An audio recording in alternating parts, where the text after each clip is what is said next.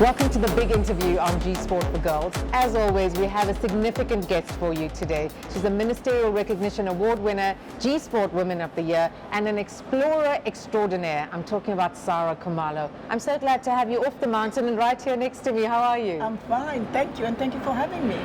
Every time I think about your journey, I'm amazed at the courage you show to keep going up the mountain, coming back down, going back up.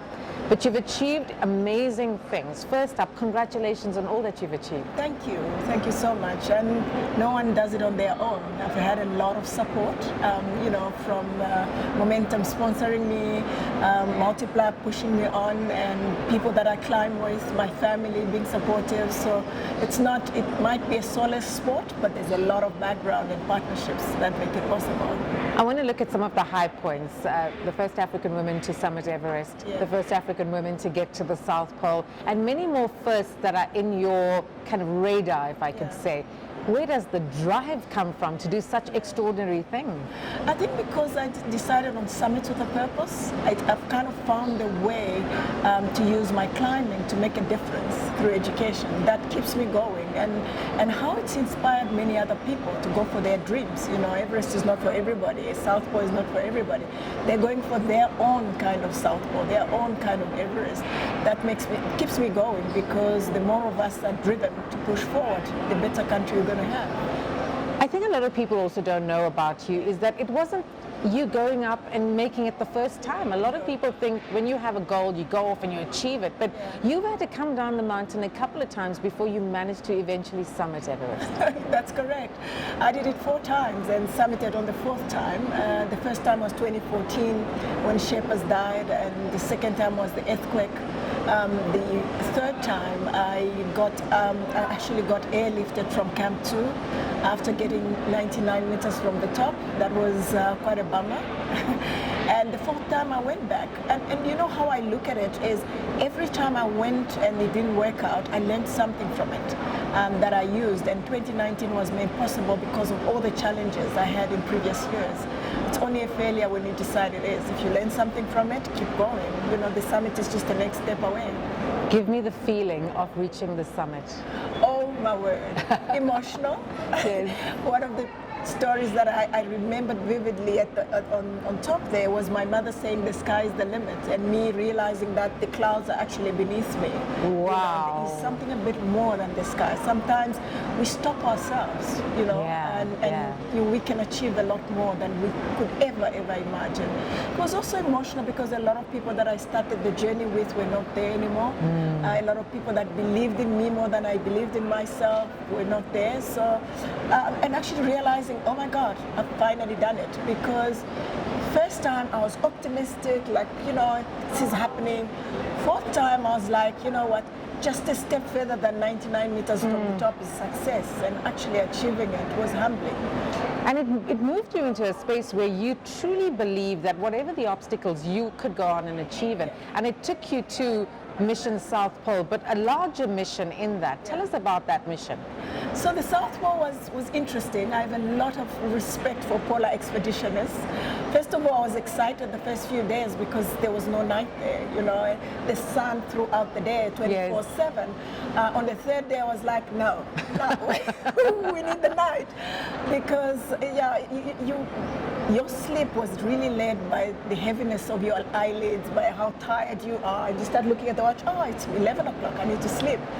And then the other thing that was totally different is the fact that when you climb, you see a rock and you get to it, there's a sense of achievement, like almost small steps. By the 6th day, I looked back and looked front. There was nothing. The front looked exactly like the back. And I asked the guide, are you sure we're not going round and round and actually not getting to the South Pole? You need a level of trust in the tools that you have. The Garmin compass that you're using. And personal trust in your ability. Absolutely. The mental game was at another level, really. Wow. Yeah. And so getting to South Pole, because that's not something that people think about, like to go and conquer South Pole. Having summited Everest, you had that feeling of achievement, of knowing what it felt like. But getting to the South Pole, making those strides towards it, what was going through your mind about that? So because I had injured myself during the ski trip, It wasn't as emotional as Everest, but it was like survival mode. I just need to get a different there. kind of achievement. Yes, Yes. absolutely. Yes. It's a different kind of achievement. And also, I didn't know until I think the 5th day when one of my friends said, actually, no black or white African woman has done the last degree. So that was like, okay. But getting to the South Pole itself and seeing people after not seeing anybody for 8 days was exciting because all I did was communicate via SMS through the InReach device, and getting there, and everybody that's there is from different countries. We had Americans, Australians, Japanese, Chinese. It was a big party because it was the 1st of January 2020, and knowing that people at home were equally celebrating maybe their own thing in the warmth of their homes. Yeah, we were. We were celebrating. In fact, Summits for the Purpose, that page on Facebook probably got heavy traffic because we'll keep watching your moves. Thank you. Lots of highs, lots of lows, and that's kind of the journey, isn't it? After South Pole, then you had to abort the expedition. Yes, How do you deal emotionally and try to pace that? Because that must be hard. It initially was hard, especially with my first Everest expedition and second. I've come to quickly recover from any challenges because I quickly go back to what is the win here? Oh, I've done the South Pole. I can still climb. So, I go back and say, okay, it didn't happen, but 50% of it was done. Let me celebrate that and continue training because I live to climb another day. I think that makes it easier than it did. And it's also a level of maturity that comes with being in the game for a little bit longer than before. Experience does that to you, doesn't it? You almost sense that, well, I'll take that on the chin for now because I know what's coming. What is coming for you, Sarah? Because I know that there's more first coming your way. Absolutely. So I've moved my Castens Pyramid and Kosciuszko to May, and the next climb is going to, actually it's an adventure to the North Pole, which is just as cold as the South Pole, but a lot more wet. And after that, I go to base camp. I'm taking a group of women to base camp. I'm also loving the fact that I'm able to share the journey with other people. There's a lot more women interested. So taking a few women to Everest base camp, come back, go to Castens Pyramid and Kosciuszko, and then Denali. Then in December, we go back to Mount Vincent to go and finish the unfinished business that we just left off. It is a journey, and that's why I love the fact that Momentum is supporting you. If you think about, they always say, we're here for your journey, and they're there for the highs and the lows. Being an ambassador of a brand that truly cares, that is special. It is special. It's also the support that I get from them, the fact that they understand my journey. They've taken time to understand what I'm doing. They're invested in it as much as I am, and they're committed to changing the world with me. I'm so privileged not only to be an ambassador, but to be an employee of Momentum and Multiply. Awards, people say they don't really mean much, but let's be honest, when you're honored and you're lauded, it is special. What did it mean for you to twice be honored at the Momentum G Sport Awards?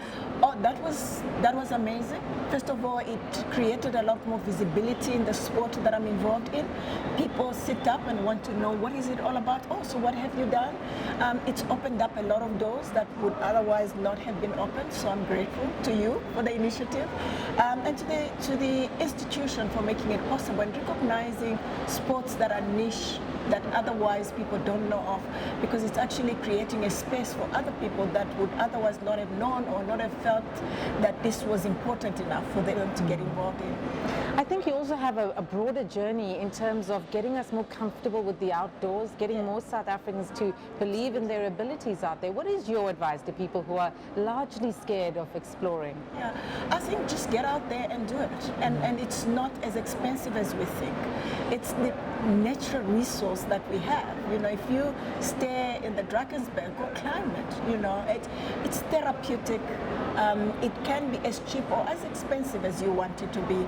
We can get our children to just really go out there and avoid a lot of things like the child that just drowned, and if we get our kids at a younger age to be in the outdoor and be comfortable, we'll be a better people. And most people that hike and are in the wild are happier, they say.